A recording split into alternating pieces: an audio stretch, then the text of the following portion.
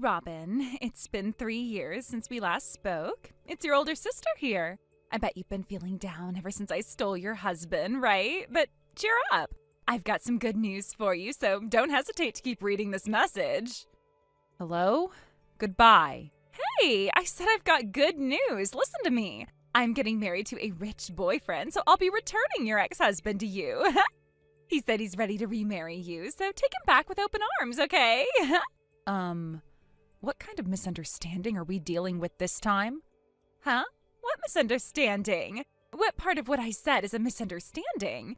I'm just letting you know I don't need your ex-husband anymore, so I'm giving him back to you. Ex-husband? I never got divorced in the first place. Wait, what? I got married 4 years ago, and my husband and I haven't had any major arguments. We're getting along well, and we even have a 2-year-old child now. What? You're the one who's got things all wrong. Your ex-husband fell in love with me, and we ran away together. That's why he's been living with me for the past 3 years. There's no way I could be mistaken about that. It's the undeniable truth. Well, it's true that you've been living with someone you believe to be my ex-husband. That much is a fact. Right? But here's the thing. The man you think is my ex-husband isn't my husband at all. He's someone completely different. Wait, what?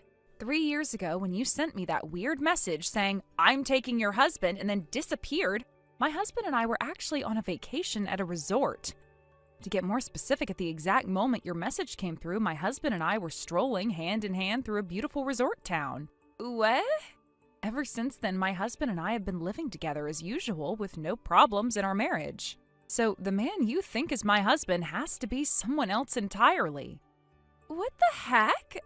Well, if that's the case, you should have contacted me right away. The fact that you didn't means you're lying to cover up the pain of having your husband stolen from you. Didn't you have me blocked until just recently? Of course I did send a message to correct you, but it was never marked as read. What? You're kidding, right?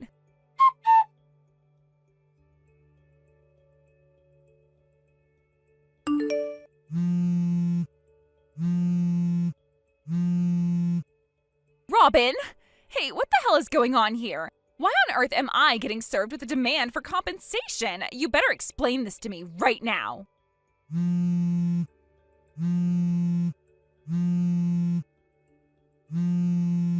Why are you even calling me about this? Because you said I didn't actually steal your husband, right? There's no reason for me to be hit with a compensation claim if that's the case. By the sound of it, I'm guessing you received a certified letter, right? So you do know something about this. I'm not directly involved. I've only heard some of the details, that's all. Well, then explain it to me. You know the name of the person filing the claim, don't you? You should have seen it on the letter. Huh? I take it you didn't even bother to carefully check the details before deciding this was my doing and coming after me. The name listed here, it says Miriam? That's right, it's our cousin, Miriam. What? Why would Miriam? She's the one who used to call me big sister and looked up to me so much. Why would she be the one filing a claim for compensation against me? You seriously can't figure it out? What the hell is this? What's going on? If you read through the document carefully, it's all explained there, but fine, I'll make it clear for you. The Mark you ran off with, the one you had an affair with, is actually Miriam's ex-husband. What? Miriam said the statute of limitations for filing a claim for compensation hasn't expired yet. Apparently, after you and Mark split, he tried asking Miriam to take him back. That attempt to reconcile was what helped her pinpoint your current location. Of course, she flatly refused to get back together with him, though. No way. You're telling me Miriam and Mark were married? You might not have known this, but Mark, Marcus, Miriam, and I all went to the same university. What? Seriously? Yeah, first Marcus and I started dating. At the time, Miriam intentionally had a bit of interest in Marcus, but when she noticed Mark and started interacting with him, they hit it off and began dating. Eventually, after graduating from university, both couples ended up getting married. And here's where it gets interesting. By pure coincidence, the apartments we moved into after getting married were in the same complex, albeit on different floors. The A apartment complex? Exactly. Building 3 of that complex, though Marcus and I have since moved out. Wait, what was the apartment number again? Marcus and I were in Unit 305 while Miriam and Mark were in 502. That's it. What do you mean? I saw Marcus near the station and decided to follow him, thinking it was the perfect chance to figure out where you were living. The place I ended up following him to was Unit 502. Ah, so you thought you were tailing Marcus, but in reality you were following Mark instead. Now that I think about it, even though I knew your husband's name was Marcus, I guess I convinced myself otherwise while I was getting involved with Mark. Ah, well, sounds like you rewrote your own memories to fit your narrative. Jessie, you have a knack for believing whatever suits you best, don't you? That's not…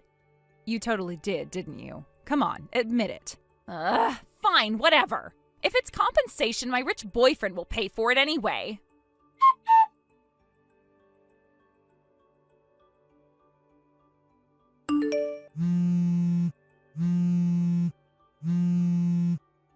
Help me, I don't have any money.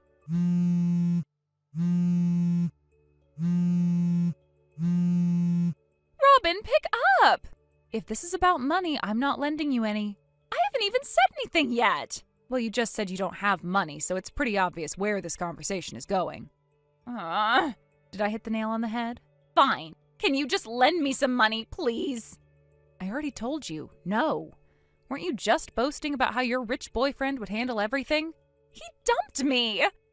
Said there's no way he'd marry a homewrecker who's also a two-timing cheat. Oh, so he found out about your past behavior? Yeah, his parents had me investigated when he mentioned me to them. Ah, well that makes sense. When a family has money, they have to be careful about people who might target their assets. Especially when it comes to marriage, they're bound to be extra cautious. This isn't the time for you to be analyzing their reasoning. What am I supposed to do now? Figure it out on your own. You're my sister. You're supposed to help me when I'm in trouble. Don't pull the sister card only when it's convenient for you. You got yourself into this mess by going after someone you thought was my husband. Sure, your mistakes didn't directly harm me, but Miriam ended up being the real victim in all of this. Why should I lift a finger to help someone who's done nothing but cause problems? I can't believe this. Oh, and by the way, don't even think about turning to Mom and Dad for help. What? They were furious about what you did 3 years ago. Your little escapade ruined their relationship with Uncle and Aunt, the parents of Miriam. At this point, they barely tolerate the fact that I still keep in touch with Miriam. No way! That's how bad it got. In fact, Mom and Dad wanted me to tell you something. They don't consider you their daughter anymore. They don't want to see your face ever again. And they've officially disowned you. You can't be serious! Oh, I'm completely serious. Also, they've moved, so if you're thinking of showing up at the old house, don't bother. Some strangers are living there now. Nobody's going to help me. What am I supposed to do now?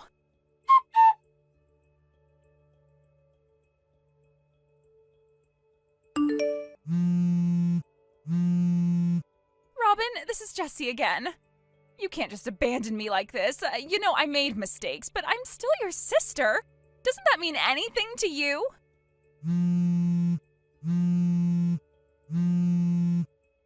Stop calling me, Jessie. You have burned too many bridges to expect anything from me anymore. I have my own life, and I refuse to let your problems drag me down. Goodbye.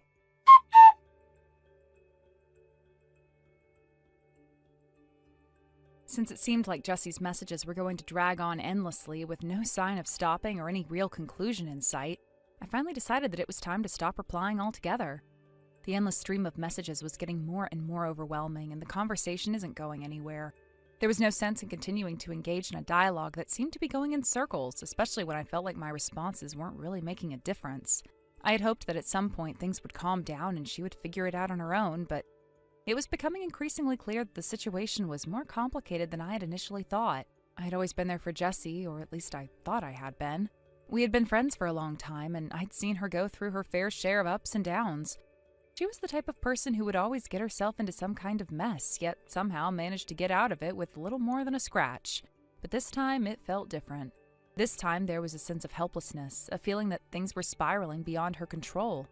I didn't know how to help her anymore, especially when it seemed like nothing I said was having any real impact. She was determined to make her own choices, for better or worse, and maybe the best thing I could do for her was give her the space to figure things out on her own. So in a moment of frustration, I made the decision to stop responding and just leave her messages on read.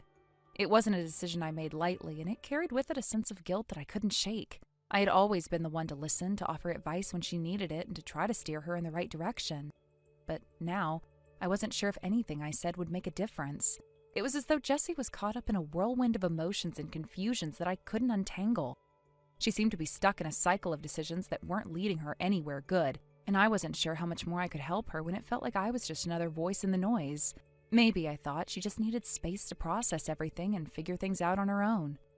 But as I would soon find out, leaving her on read didn't mean the end of the conversation. In the days that followed, Jessie's messages continued to flood my phone, each one seemingly more urgent and frantic than the last. It was as if she couldn't stop herself from updating me about her every move, every thought, and every new twist in the strange and chaotic story of her life. Even though I had stopped responding, it seemed like she was still looking for someone, anyone, to witness her drama, her frustrations, and her triumphs, no matter how small they seemed. The more I read, the more I began to feel like I was watching her unravel bit by bit. It wasn't just about the things she was saying anymore, it was about the way she was saying them. Her messages were no longer full of excitement and optimism about her new life in New York City. Instead, they became desperate, confused, and full of regret. Jessie, the girl that had once been so confident and fearless, was now showing a side of herself that was vulnerable and uncertain. She was trying to hold it together, but it was becoming increasingly difficult. At first, her messages had seemed harmless enough. She was just telling me about her new adventure in the city, her excitement about leaving her small hometown behind, and the promises of new opportunities and experiences. Jessie had always been the type to embrace change, to chase after something bigger and better, and she was convinced that New York City was the answer to all of her problems. It was supposed to be the fresh start she had been waiting for, the place where she could reinvent herself and leave everything behind. But as the days went by, it became clear that New York wasn't the dreamland she had imagined. New York City boyfriend is sending me money. Nobody in my hometown is willing to help me. I remember reading this message and feeling a mix of concern and disbelief. Jessie had always been good at finding people to lean on, but I had never heard her speak so bluntly about her situation. She seemed to be bragging about the money she was receiving from this boyfriend she had met online, but something about the message didn't sit right with me. It felt like she was depending on this stranger in a way that seemed dangerous and reckless, as though she was putting all her faith in someone she barely knew just because he was offering her financial support. The fact that she was so quick to turn to this guy for help instead of trying to rely on herself made me uneasy. It also made me think about the larger picture. Jessie had always been the type to expect people to come to her rescue to offer help when she needed it. It was a pattern that I had noticed over the years, and it was clear that this situation wasn't an isolated incident. There had been countless times in the past when Jessie had found herself in trouble and expected others to bail her out. But now, it seemed like she was trying to solve her problems by relying on someone who was, for all intents and purposes, a complete stranger. It was a risky move, one that I didn't think she fully understood. But that was just the beginning. As Jessie continued to update me, her tone began to shift. What had started as excitement about her new life in New York City quickly turned into frustration and confusion. She had gone from feeling like she was on top of the world to feeling completely alone and betrayed. Guys in New York City are so cold. As soon as I went out of my way to meet him, he completely ghosted me. Reading this, I couldn't help but feel sorry for her. Jessie had been so excited to meet this guy, convinced that he was going to be the one to make her feel welcome in the city, to show her the ropes and help her navigate this new chapter of her life. But instead, he had completely shut her out. It wasn't just that he didn't respond to her messages or calls, it was that he had gone silent entirely. She had gone out of her way to meet him, and in return, he had disappeared. It wasn't just a rejection, it felt like an abandonment. Jessie had invested so much hope and energy into this person, and to have him completely shut her out was a blow she wasn't prepared for. I could tell that Jessie was hurt, but rather than sitting with her feelings, she quickly tried to brush it off and move on to the next thing. "I've already found a new guy. Typical me, right?" It was clear that she wasn't letting herself fully process what had happened. Instead of confronting the feelings of disappointment and hurt, she was throwing herself into the next thing that came along.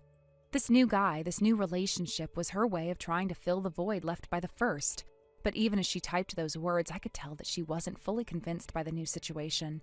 She was trying to convince herself that everything was fine, that she could handle it, but deep down, I knew that she was just running from the pain of being hurt. She wasn't facing her feelings, she was covering them up with the distraction of a new relationship. And it wasn't long before that relationship began to show its own cracks. My new boyfriend lent me some money, but something feels off about him. This was when I began to get really concerned. Jessie had been so confident earlier, so quick to jump into a new relationship, but now she was expressing doubt.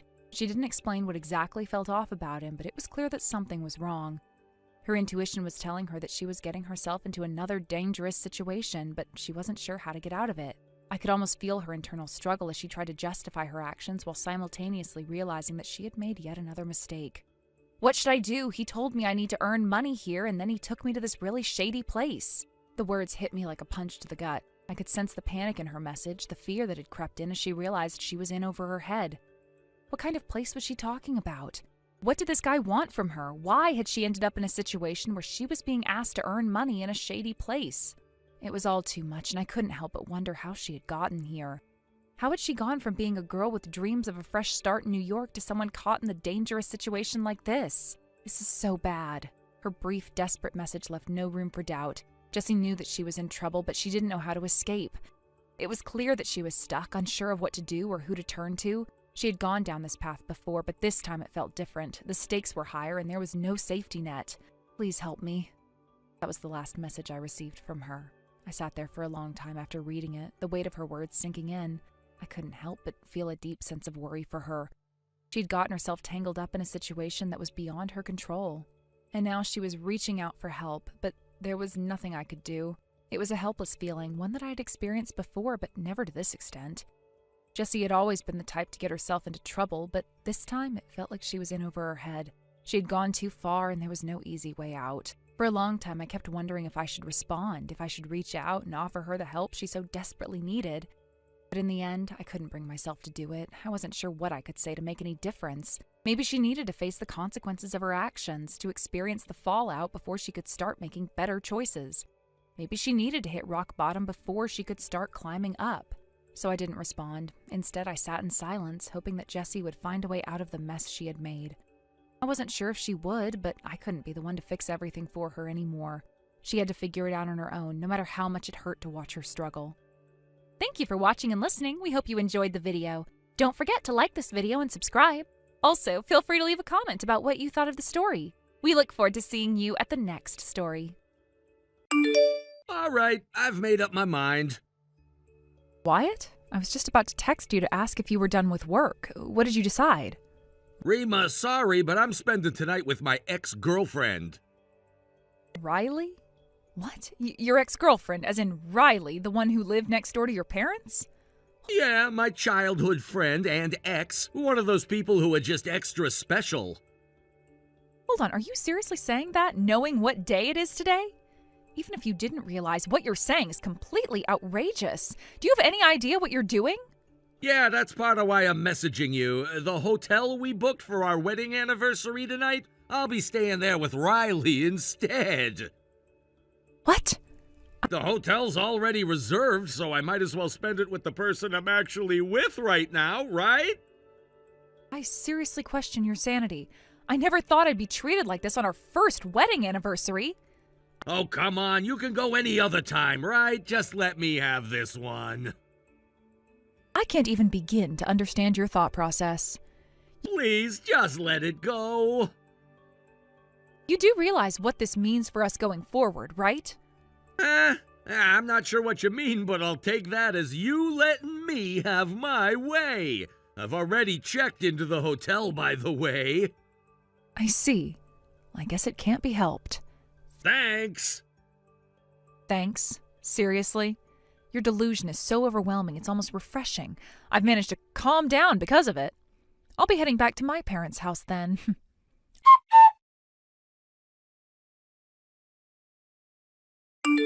I knew it. He's involved with her. What? It feels like my years of trust and complacency have been used against me, and I am furious. Jennifer, calm down. Are you saying the private investigator you hired has reported back? Yes. So it was her after all? Yes, it was her. I can't forgive this. I understand how you feel, but you need to stay calm.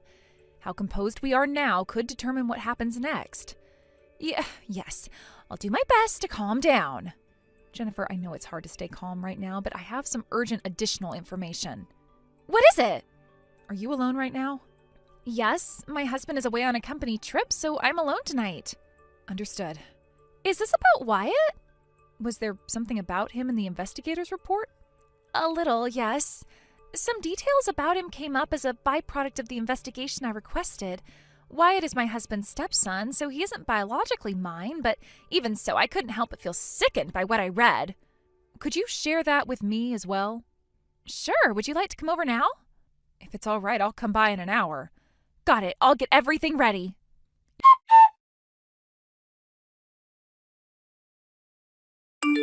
Whew! What an amazing night! Chemistry really is important, huh? I'm sleep deprived but completely satisfied. Morning coffee with someone you connect with is unbeatable. You're actually saying that to me? Your wife? What? The fact that that's your response, you're beyond saving. Huh? Anyway, no time to waste. She's asking for a round 2, so I'll catch up with you later. Oh, by the way, I extended the stay. I'll be back in a week. A week? What about work? Who cares about that? Just tell him I'm sick or something. Do it yourself. I'm not doing it for you. Later. He is hopeless.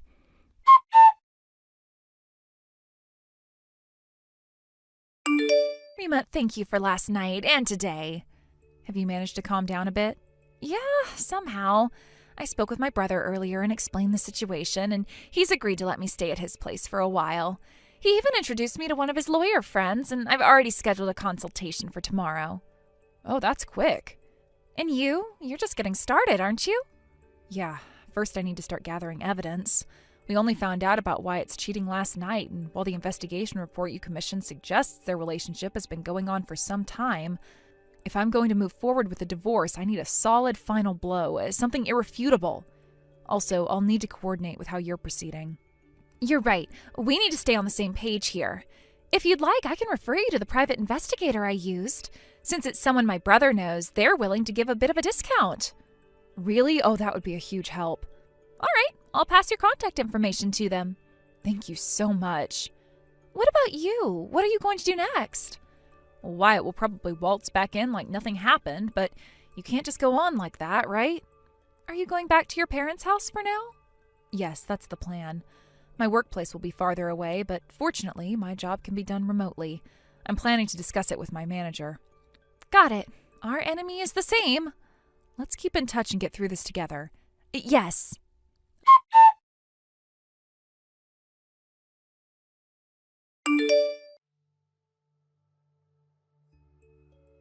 Hey, Rima! Huh? What? I just got back from the hotel and there was a divorce application sitting on the table. Perfect timing! Thanks! Oh, perfect timing, huh? Yeah, Riley and I, after spending an entire week at the hotel, coming together again and again, how should I say this? The thought of us returning to separate lives now just feels so sad. Riley feels the same way, and honestly, I feel bad for you, but I've decided to finalize the divorce as soon as possible.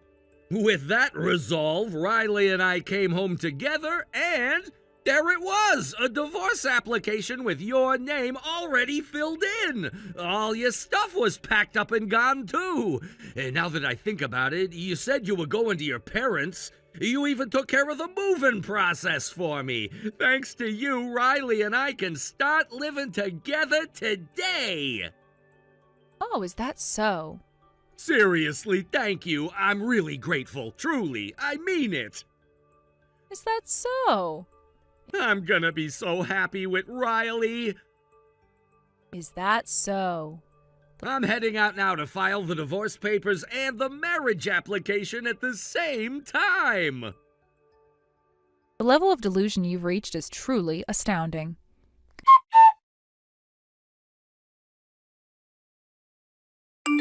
Our divorce is finalized, and Riley and I are officially married. We're husband and wife now. Congratulations. We're heading straight off to our honeymoon. Oh, so you're not coming back home? Nah, Riley wanted to go to this resort, so we'll be there for about a week. Another week, huh? Not that it's any of my business now, but have you informed your company about your absence? Yeah, can you handle that for me again? No, do it yourself. I have no obligation to do that anymore. Once we get to the resort, we're heading straight to the mixed outdoor hot spring.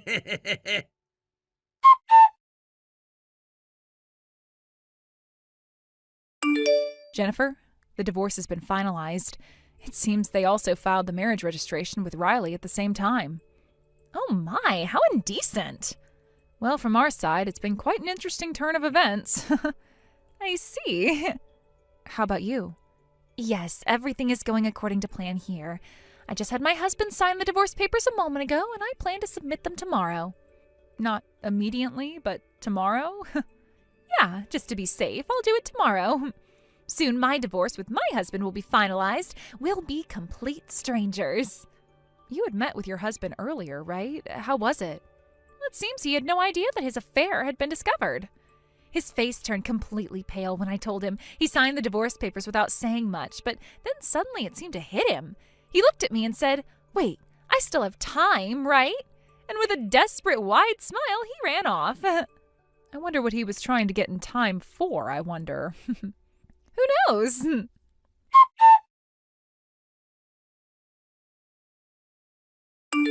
What the hell? Could this really be happening? I wish it weren't true. What now? Riley and Dad have been seeing each other, and it seems Riley actually considers Dad as her main partner, and Dad is seriously in love with Riley too.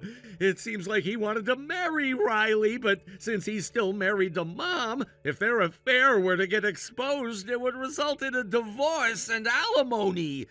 To avoid that risk, it looks like he thought that if I, his son, marry Riley and we start living together, they'd always have a reason to be together. But you're still married to me, aren't you? Just so you know, I'm going to claim alimony. It's gonna be on me to pay, and it won't affect us, so whatever. What a perfect example of someone only thinking about their own convenience. But the thing is, Dad's affair was discovered by Mom, and the divorce has been decided. Dad's gonna have to pay alimony to Mom, but now he can marry Riley openly. Last night, Dad contacted Riley and told her that. You and Riley must have filed your marriage registration just a little bit ago, right? Yeah, we did. You probably already know this, but legally, people who used to be husband and wife can't remarry each other. Even if you and Riley get divorced now, your dad and Riley can't get married anymore. That's it! That's what I was trying to tell you! What? Dad showed up at our honeymoon resort, and just now in our hotel room there was total chaos. Dad was shouting at me, "Why did you file the marriage papers with such timing? Now we can't get married!" He started hitting me, and Riley started kicking me and screaming. They both just tore into me. Then they both got all fired up saying, "But our love won't change." And before I knew it, Dad and Riley were about to, right in front of me. Oh my. I couldn't bear to watch anymore, so I grabbed my stuff and fled the resort. Wow. It's turned into a full-blown mess, hasn't it? What am I supposed to do now? Don't ask me. What? We've already divorced. Don't drag me into this.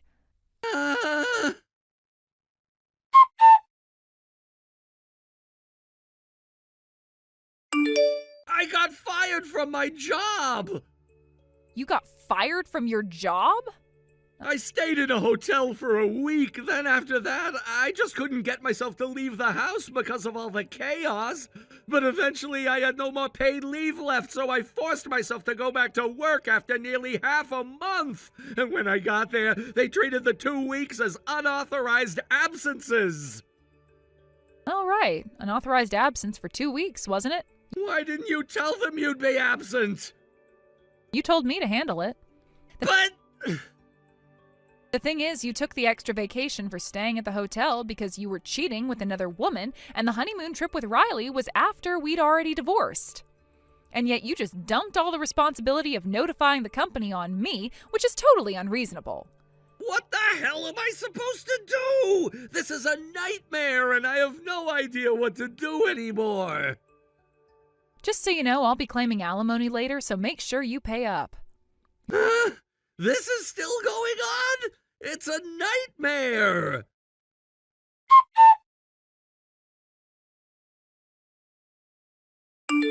This is my fault. I should have made sure to take care of everything. You're just realizing that now? What do you mean? It's just like you said the other day. All of this started because of the mess you created. You thought you could get away with everything, but now that things have spiraled, you're blaming everything on bad luck and timing. I didn't think it would go this far. Well, now you know. You should have thought things through before you did all this. It's too late now, I know that. You didn't have any intention of actually working through it, did you? You kept pretending everything was fine while making it worse, lying, cheating, and expecting others to fix it for you. I didn't think it would be like this. Well, it is. Now you need to deal with the consequences whether you want to or not. What do I do? I don't know what to do anymore. I've told you already, I'm not helping you. You're on your own. But please, I need your help just this once. You think I'll just help you after everything you've done? You're the one who chose all of this. You're the one who caused it, not me. You have to face it now. Please, I just don't know what to do. I'm so lost and everything is falling apart. You should have thought about that before.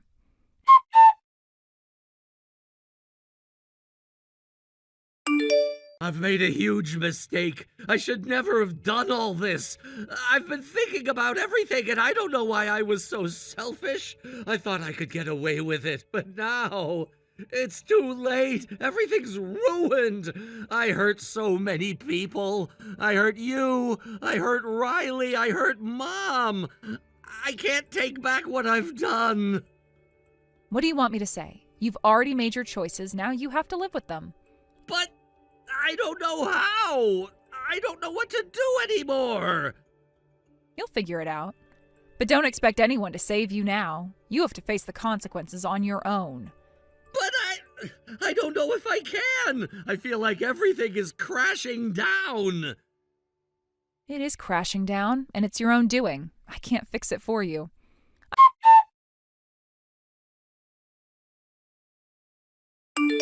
Please, just listen. I know I messed up and I don't deserve forgiveness, but I don't know what else to do. I need to fix things.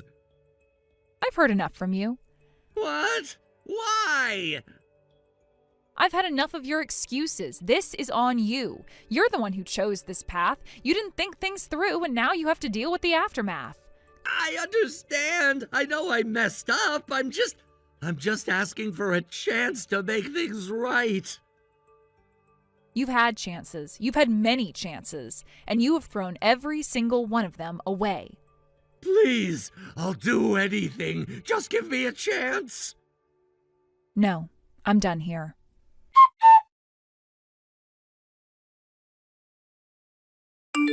While the person in question was still wallowing in their despair, I took it upon myself to push things forward, ensuring that the alimony was settled in full, and in one lump sum, no less. I wasn't going to allow any of this to drag on longer than necessary.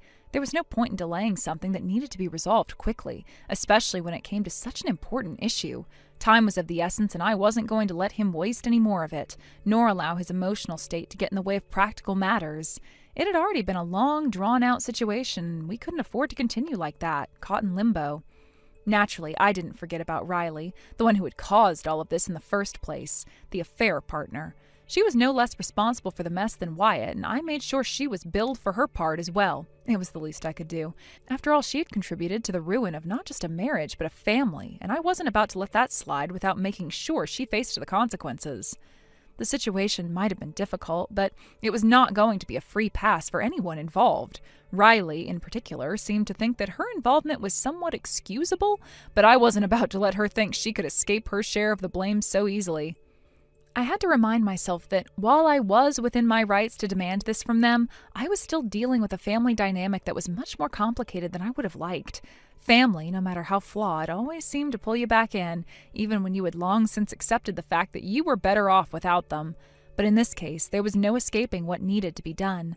The financial aspects of it all had to be handled, and handled quickly. So I set about ensuring everything was squared away. The last thing I needed was for them to try and drag things out even longer, especially now that the damage had been done.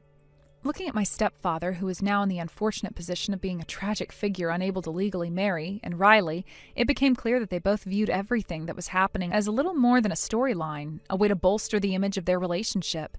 To them, every part of their ordeal, from the betrayal to the eventual separation, seemed to be just another piece of drama to help cement their connection. I began to notice how they behaved, how everything that unfolded between them seemed to be viewed through the lens of a script they were following. There was no real sense of remorse or reflection, only an eagerness to move on and pretend as though everything was going according to plan. It was as though their entire relationship had been nothing more than a performance, and this unfortunate mess they had created was simply a chapter they could easily brush aside.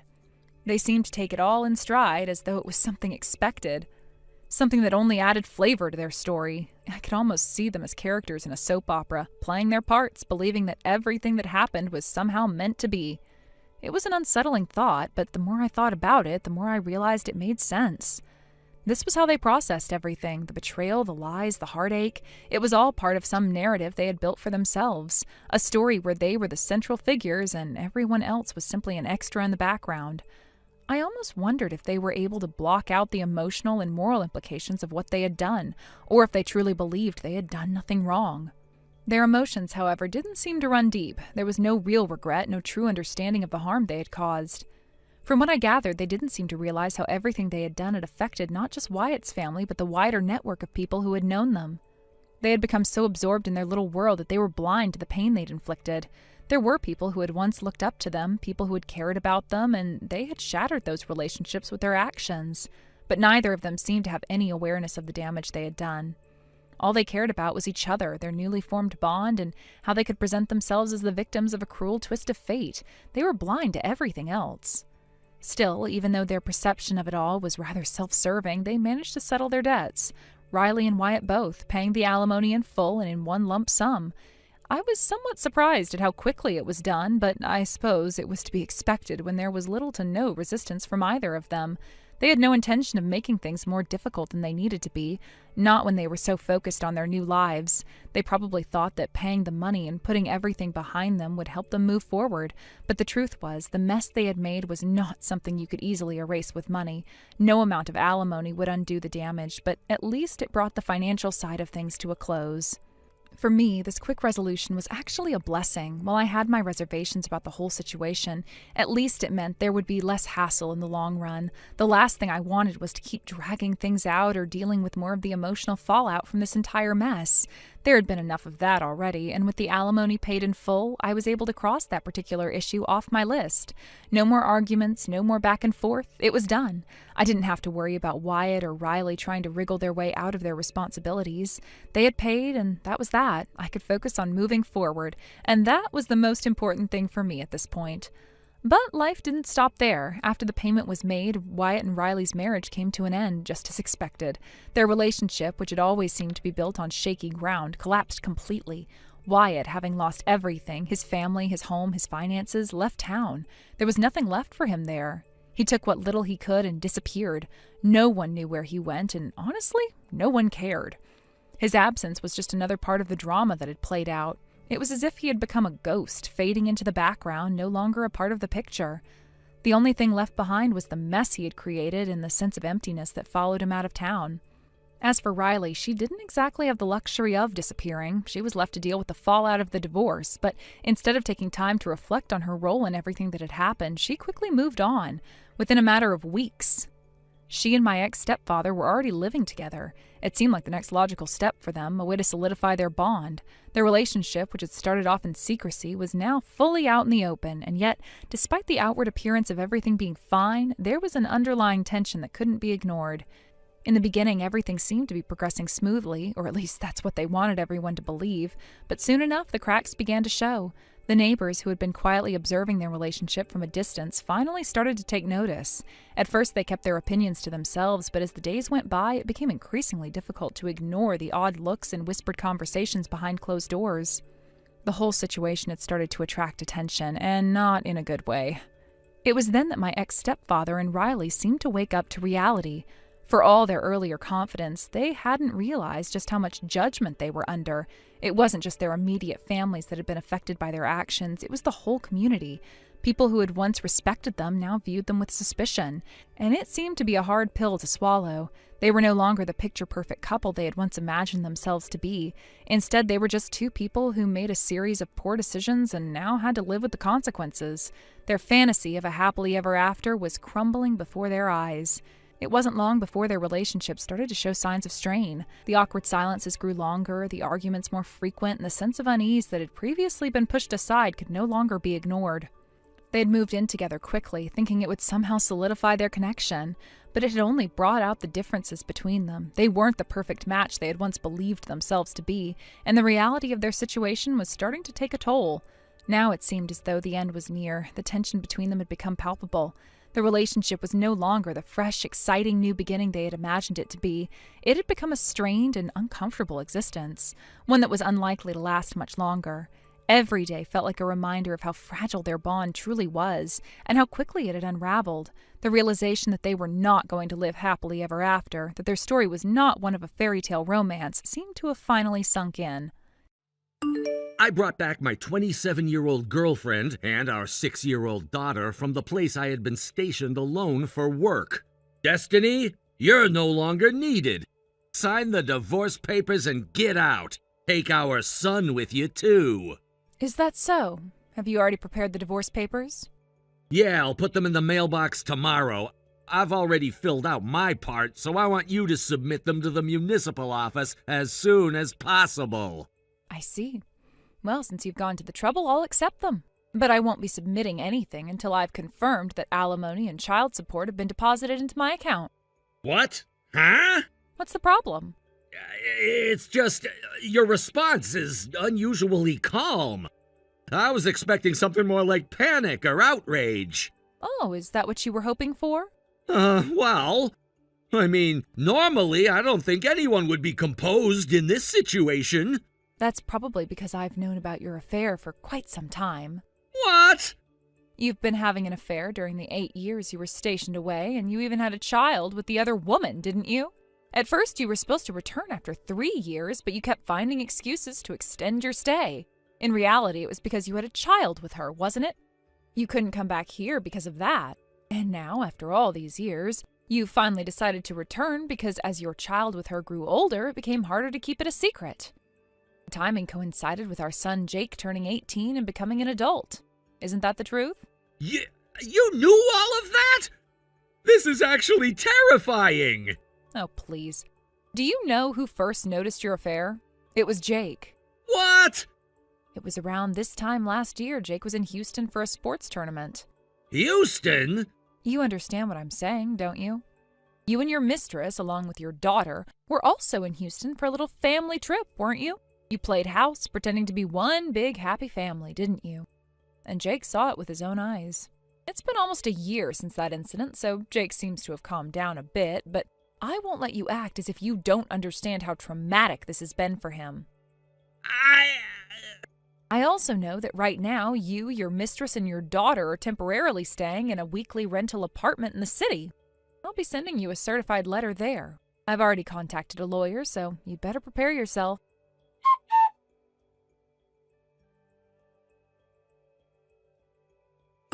Destiny, I received the certified letter. The evidence of your affair was included too, wasn't it? Yeah.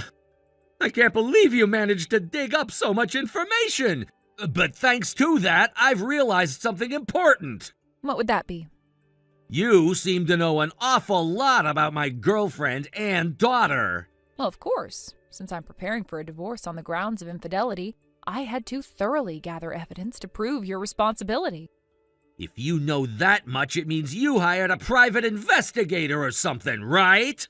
That's right. Given the distance to where you were stationed, it was the only practical option. I knew it. In that case, the investigation fees you used will be deducted from the alimony I owe. Excuse me? The money you used for that must have come from what I earned through my work, right? As a stay-at-home wife, you don't have your own income.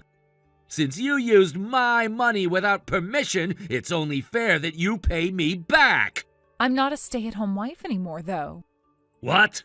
Right now, Jake is sitting next to me and reading your messages. He's saying, Dad really doesn't know anything, does he? What's that supposed to mean? You remember how Jake sent you a link to an online bookstore the other day? Yeah, I remember. It was for some novel, right? That novel is my source of income. Wait, what?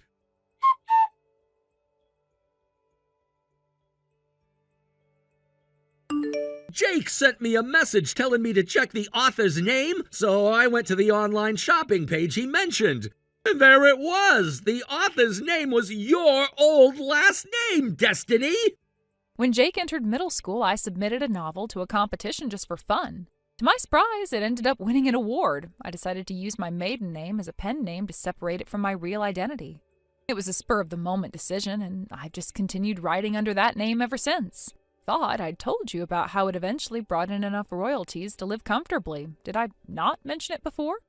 Wait, seriously? I'm pretty sure I even handled all the paperwork about our tax and dependency status at the time. Did you forget? What? Anyway, that's the situation. So no, I'm not a full-time housewife. And just so you know, the cost of hiring the private investigator, I covered it entirely with my own money. There's no need for you to worry about that. Oh, I see. Also, the one who needs to move out of that house is not me, Samson. It's you. What? You seem to have forgotten, but this house originally belonged to my parents. When my father passed away 2 years ago, I inherited it. Did you forget about that, too? Now that you mention it, yeah, I remember. But you've got to be kidding me. I thought this house didn't have rent to worry about, so I could bring my girlfriend and daughter here. Where are we supposed to live now?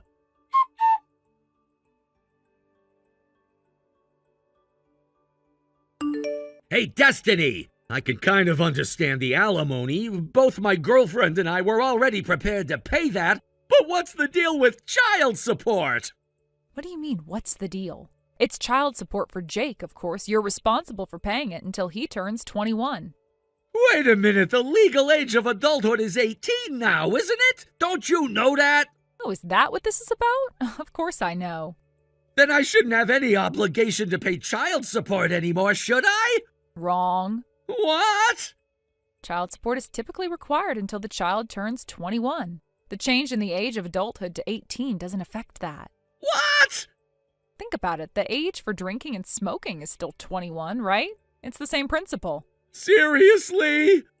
If you're unsure, you can consult your lawyer. Oh, and another thing. I'm guessing you're just reaching out without properly reviewing the certified documents we sent yesterday.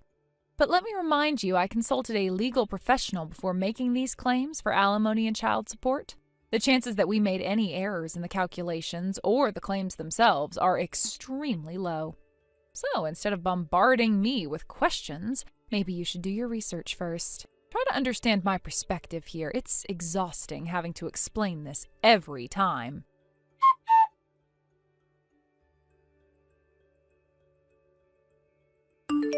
Destiny, about Jake's child support.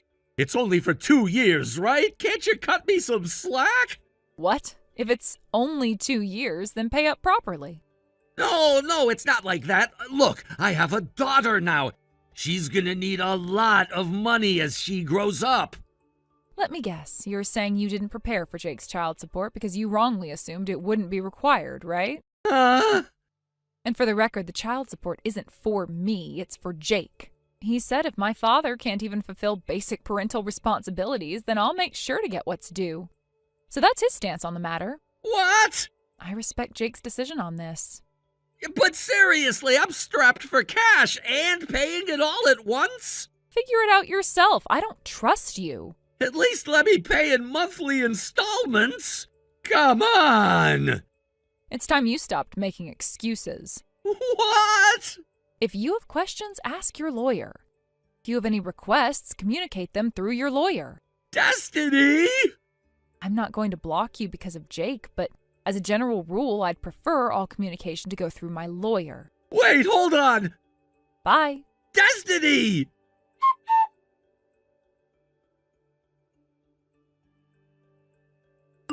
Destiny, it's me, Samson. Your ex-husband, Samson? Ugh. I expected that reaction, but please, just hear me out. This is really important. What do you want? I got divorced. Huh? My wife, She left me. She just up and left, taken off without a second thought.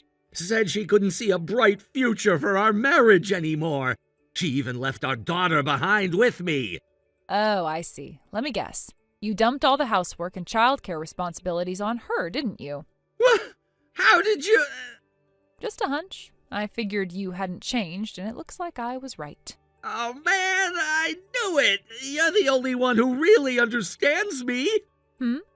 Let's get married. You're still living in that house, right?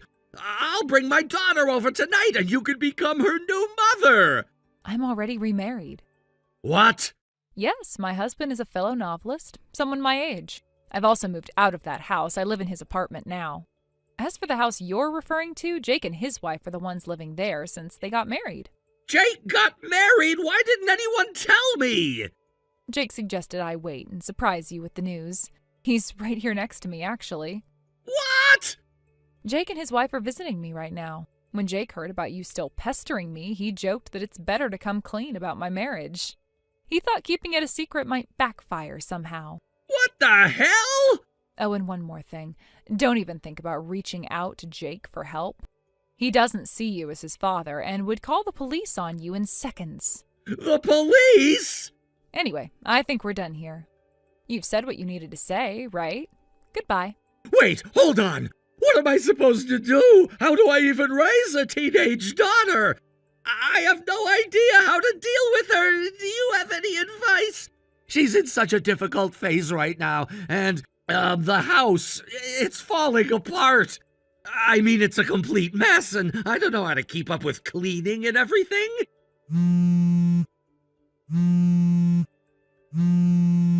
Destiny, please!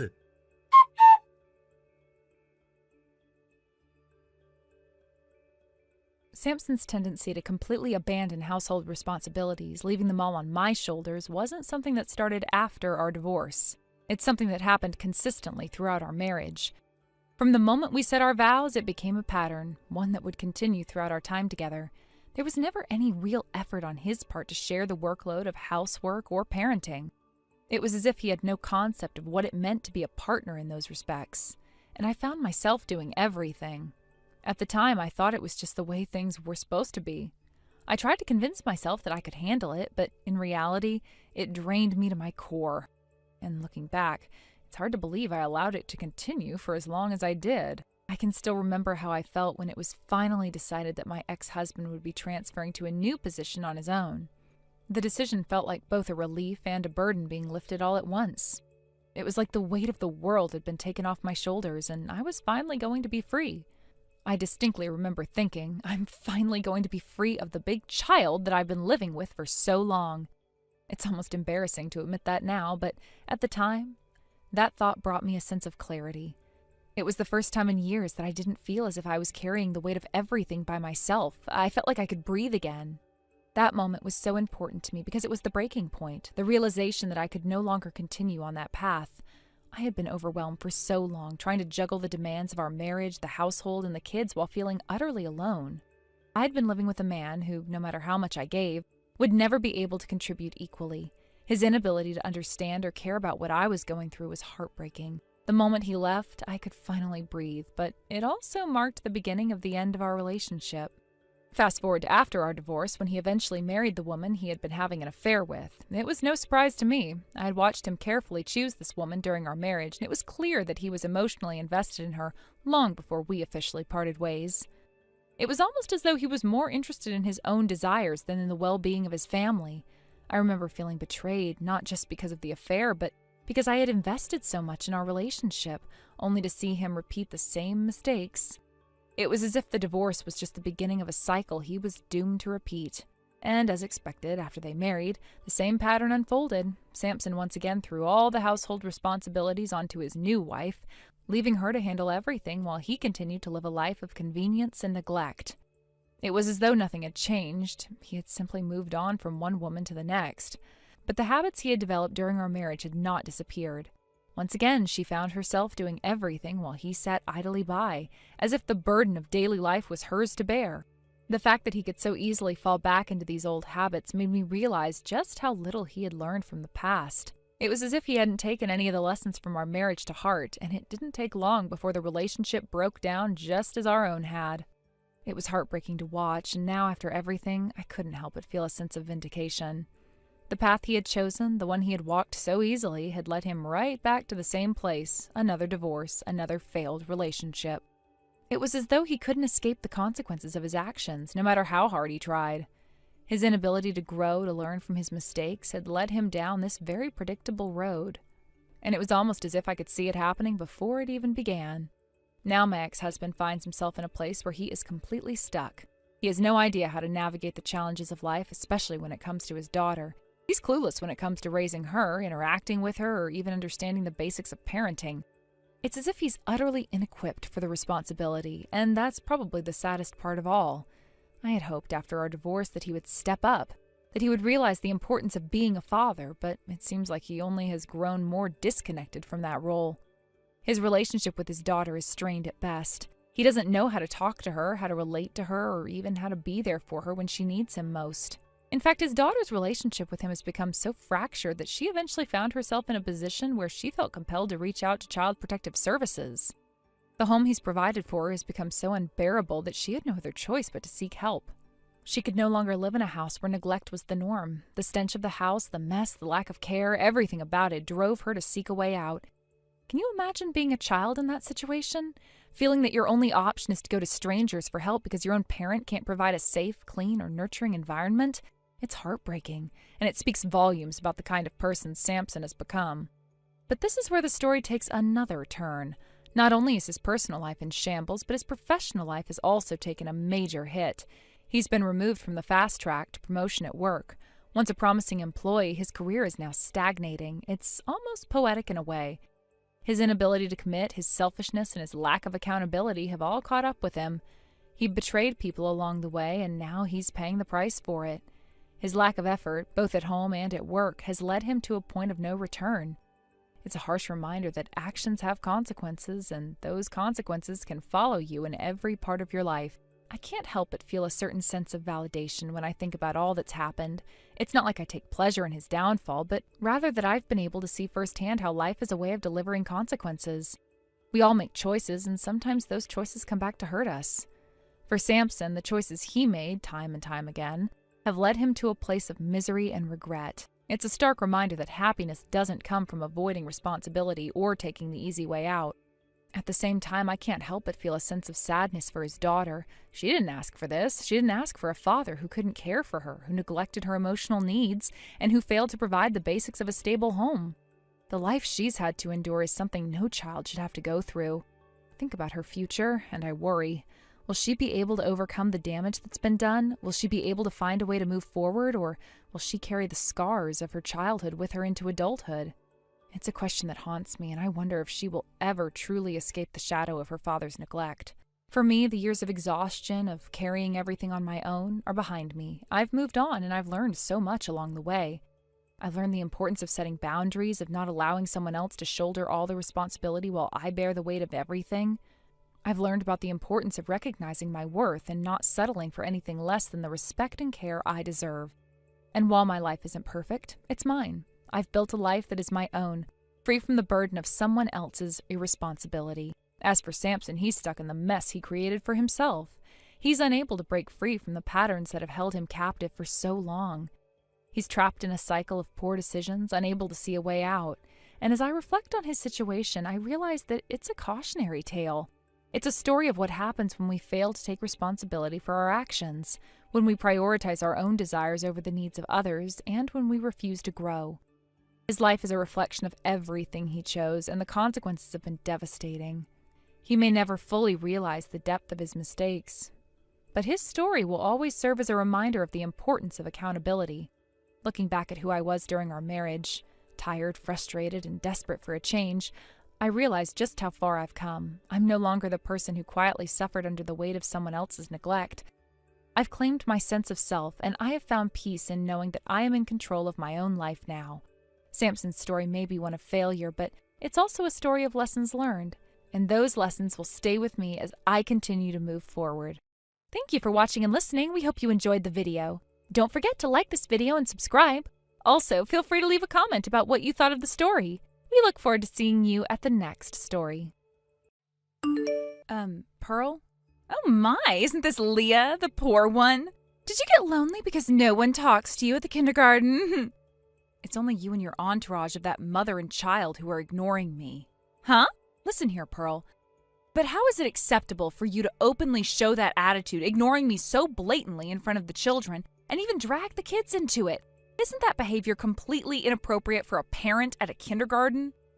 Oh, the poor single mother is barking again. I have a husband, and I'm not poor enough to be treated like I'm destitute. Then bring your husband here. Only then will I believe you. I told you my husband is working overseas, so I can't bring him here. See? I knew it. Your husband isn't here, is he? I knew it. It's a single mother situation after all. I've told you already that's not the case. Poor people shouldn't be coming to the kindergarten. Seriously, enough already.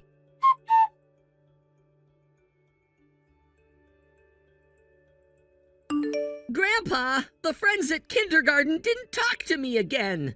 They said poor people shouldn't come to kindergarten.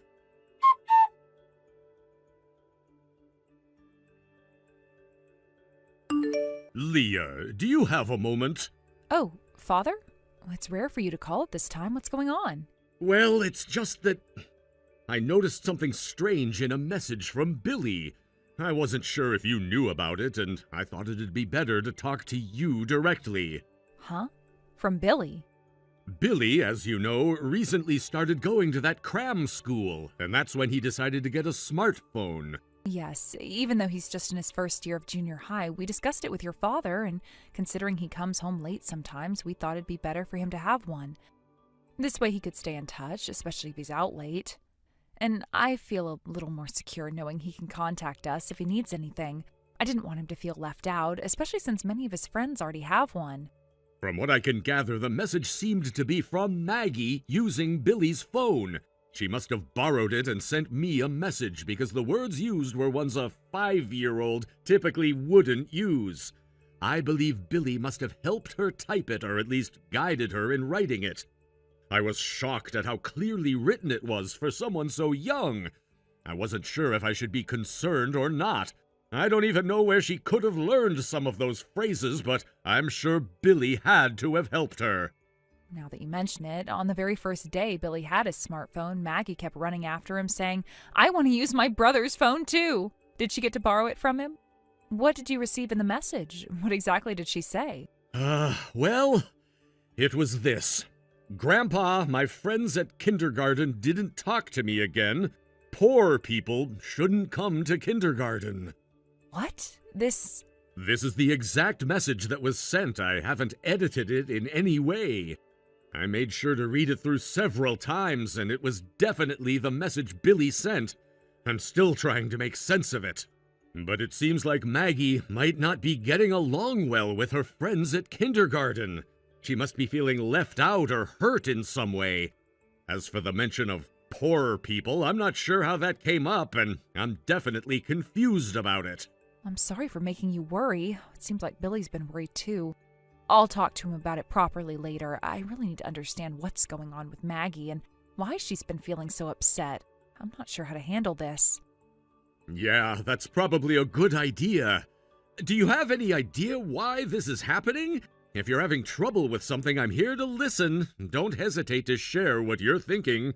Well, actually, I think I could use some advice. I believe the message you got was related to Maggie being ignored by her friends at kindergarten.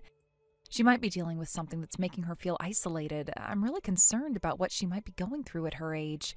She's only 5, and this is a difficult situation for kids when it comes to making friends and dealing with social dynamics. Ignored? It all started because I, as her mother, ended up getting on the wrong side of one of the moms who's a leader at the kindergarten. I didn't even see it coming, but it's been building up for a while now. At first I thought I could just stay out of it and avoid trouble, but then it became more complicated. Now it's affecting Maggie directly. On the wrong side? What happened? The mom's name is Pearl. Her father is the president of a major local company, and her husband is the vice president. They're quite wealthy and proud of making large donations to the kindergarten, showing off their upper-class status. They like to flaunt their power, and it seems like they enjoy being admired for their wealth and influence. But more than that, it seems like she is used to having people around her and doing whatever she wants because of her connections. It's hard to explain, but she seems to think that everyone else should bow to her, especially in the kindergarten setting. I'm just a bit confused as to why she felt the need to involve me in all of this. Why did she pick on you? She mistakenly thought that we were a poor single-mother family. She made assumptions based on some of the choices I've made and some of the circumstances surrounding our family. Huh? A single mother? Because my husband is working overseas and has never even come home, she must have assumed that we were divorced. I never gave her any reason to think that, but it didn't matter. Plus, I'm not a stay-at-home mom, and I work as an employee. Most of the clothes I wear are from brands that are generally considered inexpensive or budget-friendly. Our temporary apartment, while we wait for our new home to be built, is in a building that's 60 years old. It's not the nicest place, but it's all we can afford right now, and we're making do. It seems that these things matched her idea of what constitutes a poor family. So, Pearl and her entourage of other moms labeled us as the poorest family at the kindergarten. They've been talking about us behind our backs, and I'm sure it's been spreading to other parents, too. I see. I could have tolerated being the target of their behavior if it was just me, but recently they've even started telling other kids, don't play with Maggie, she's from a poor family. I overheard some of the other parents telling their children not to associate with her. I'm heartbroken for her, and it's really affecting her self-esteem. She's only 5, and she shouldn't be dealing with this kind of exclusion. Has the kindergarten done anything to intervene? Because Pearl's family has such influence, no matter how much I complain, they won't take any action. The kindergarten's director and the staff are all so eager to please Pearl's family, and no matter what I say or do, they won't step in. I've tried to address it with them, but they keep telling me to resolve it privately or just wait for things to settle down. They keep brushing it off. It's clear to me that they're trying to avoid getting on Pearl's bad side. They don't want to lose the funding or donations that her family provides. I see. I feel terrible for making Maggie go through this, but I'm planning to have her take a break from kindergarten for a while starting tomorrow. It breaks my heart to pull her out of school, but I think it's the best option for her right now. I don't want her to be exposed to any more of this negativity. I need to check something, though. Isn't the company Pearl's father runs called D Corp? Yes, it's D Corp. Are you, by any chance, involved with their business in some way? Ah, I am. But does Pearl not know that I'm your father? Well, that's right. Since I'm married now and my surname is different, and I met Paul after I got married, if she knew who I was, she definitely wouldn't have treated me that way.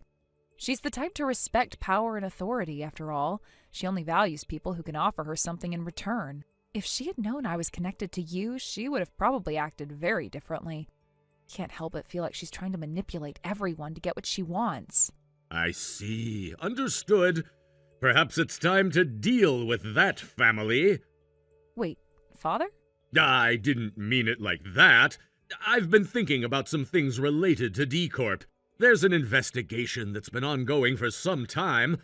I've been part of some discussions regarding a few issues that have been brewing behind the scenes. If it comes to light, Pearl's family will be brought down by it. I'm not saying I'm going to take action directly, but there are people involved who are looking into it. Things will come to a head soon, and once they do, I believe Pearl's family won't be in the position of power they once were. That's just the way things work sometimes. I appreciate that you're concerned about me and Maggie, but you have a position in society, and I don't want you to do anything reckless. Please, just be careful. I don't want you to get caught up in something dangerous or too complicated. Don't worry about me. Thank you for looking out for me. But I really need to be more careful with my choice of words. I'll make sure to think things through before I act.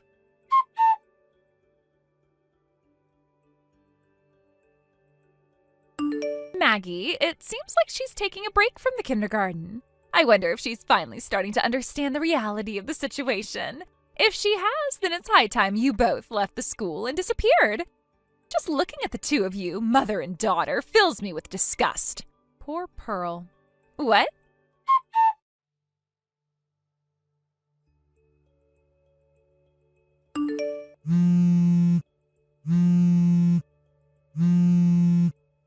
Leah! Why didn't you tell me? I just found out that the president of the company, which accounts for 70% of D Corp's sales, is your relative. I only found out recently myself. No, that's not the real surprise. Your father is actually my father's senior from high school and college. And on top of that, he's an active state legislator. Is this really something that needs to be talked about? Huh? It's not like I've been hiding it. If anyone asked, I would tell them. But then why have you been pretending to be poor? I'm not pretending to be anything. It's true that my husband is working overseas and we're living in an old apartment as a temporary place until our new home is built. As for my clothes, I just prefer affordable options. It's my personal taste. I have explained this all to you, but you and your friends have decided to label me and my daughter as a poor single mother family. That's not even the issue anymore. Please, can you connect me to your father? How much do I need to pay to make this entire situation go away? This entire situation? The competitive bidding issue, of course. Ah, so you're talking about the government-related bid rigging that D Corp was involved in, right? I've heard from my father's associates that they're investigating it. Bid rigging, where contracts were awarded unfairly to certain companies, right? And the company involved is D Corp. I don't really understand the details, but I know that there's a law called the Anti-Bid Rigging Law. I don't care about all that legal mumbo-jumbo. If this becomes public, my father and husband will be arrested. Just tell me how much your father wants to make this disappear. So you're suggesting bribing a state legislator to cover it all up? Don't put it that way. I just want you to keep quiet about it. Well, that's something I can't do. Why not? Because my father absolutely despises that kind of thing, and accepting money to cover up a crime would mean ruining his entire career. There's no way I would put him in that kind of situation. Well then, our kids are going to the same elementary school starting this spring, right? I'll make sure they get along, and we can even be friendly like the other rich families. Oh, but my daughter is going to the S University-affiliated elementary school in the neighboring city. What? We're actually building our new house near that school, so my involvement with your kindergarten group will end when she graduates. Well, actually, I wonder, will your child be transferring out soon? What am I supposed to do now? This is ruining my whole wealthy lifestyle. By the way, didn't you watch the news? What? Your father and husband's names are already being reported. No way! I can't handle any more of this. Just wait! I'm leaving now. Wait! I just looked outside and there are reporters everywhere. Please, at least help me out this once.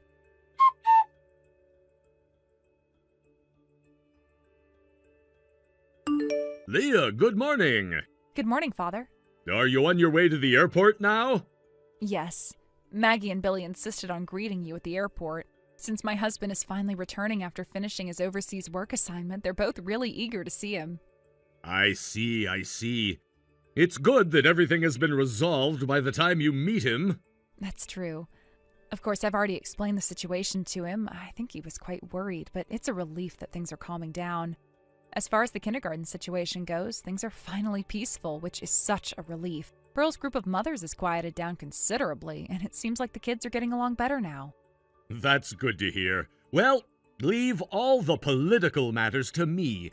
You just focus on being a mother and wife and do your best for the family. Yes, thank you, Father.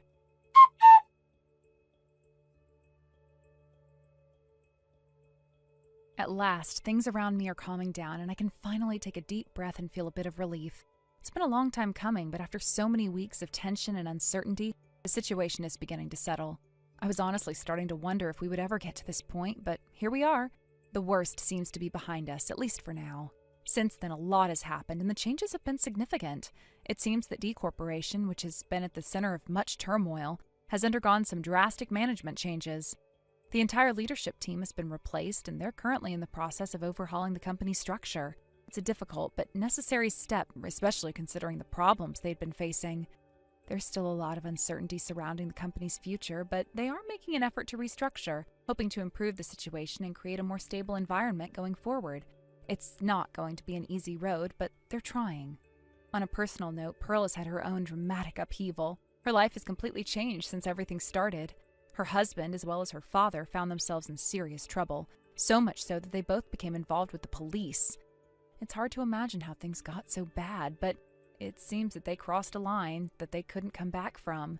Both men had to deal with the legal consequences of their actions, and it wasn't long before Pearl had no choice but to divorce her husband. It must have been a difficult and emotional decision for her, but in light of everything that had happened, I suppose she had no other option. Divorce is never easy, especially when there are so many other issues to contend with, but for Pearl, it was the only way out. To add to her troubles, it appears that Pearl's parents also went through their own divorce. The breakdown of their marriage added even more complexity to an already chaotic situation. Pearl must have felt like her entire world was falling apart, with family and relationships fracturing around her. Divorce alone is a painful enough experience, but when it involves multiple family members, it becomes even more complicated. She had to deal with the fallout from both her husband and her parents all at once. How overwhelming that must have been, to have everything you once thought was stable suddenly crumble beneath your feet. In the aftermath, Pearl tried to move forward, hoping to start fresh. She packed up and took her mother and child with her as they fled the turmoil of their previous life. They relocated to another area, hoping that a change of scenery would bring a sense of peace and a chance at a new beginning. It was a bold move, one that required courage and strength, but at first it seemed to be working. They found a new place to live, and for a time, things seemed to be improving. Pearl was starting over, and that gave her a sense of hope. However, things quickly became more complicated than they seemed. Pearl couldn't shake the life she had once lived. She had been used to luxury, to the comforts and indulgences that came with her former lifestyle, and it wasn't long before she began trying to recreate that lifestyle despite the fact that she could no longer afford it. She started spending money she didn't have, going back into debt and even borrowing money to keep up the appearances of the life she once led. The pressure of maintaining that image became overwhelming for her. She couldn't let go of the past, and it drove her to make reckless financial decisions, all in the hopes of holding on to something that was no longer realistic. Her mother, who had been supporting her during these difficult times, started to become deeply concerned about the effect this behavior was having on Pearl's child. The financial instability, the reckless spending, the constant strain, it was clear that this was not a healthy environment for anyone, and certainly not for a child. Pearl's mother saw the damage it was causing and tried to step in, hoping to guide her daughter back onto a more reasonable path. But Pearl refused to listen. She couldn't let go of the dream of the life she had lost, and as a result, she kept making poor choices. After that, Pearl's life seemed to spiral even further out of control. The debt continued to pile up, and she couldn't stop herself from making one bad decision after another. It was at this point she needed to reach out to her old friends, sending out a desperate message to everyone asking for help. She needed someone to save her from the mess she had created, but unfortunately, it seemed like no one was willing to offer that help. She sent out a mass message to her former friends, hoping that someone would step in and support her, but after that message, she completely disappeared. There's been no contact since, and no one knows where she is now. It's like she just vanished. It's a tragic story, one that makes you wonder where things went wrong for her. Pearl was once someone with so much potential, so many opportunities, but somewhere along the way, she lost her way. The pressures of her past, her inability to let go of the life she once had, and her refusal to face the reality of her situation all led her down a path of self-destruction. Now she's gone, and we're left to wonder if she'll ever be able to put the pieces of her life back together. The debt, the broken relationships, the fractured family, can she ever recover from all of that? Or has it all become too much to bear? It's a reminder of how fragile everything can be. Life can change in an instant, and sometimes the choices we make can have consequences we never imagined. Pearl's story is one of loss, not just of material things, but of relationships, of security, and of her own sense of self. And now she's gone without a trace, leaving only the memories of what she was and what she could have been. It's heartbreaking, really, and I can't help but wonder if she'll ever find a way to make peace with herself. Perhaps, in some way, she will, or perhaps she's already too far gone. Thank you for watching and listening. We hope you enjoyed the video. Don't forget to like this video and subscribe. Also, feel free to leave a comment about what you thought of the story. We look forward to seeing you at the next story. Thank you for watching. Please subscribe and hit the like button. See you next time.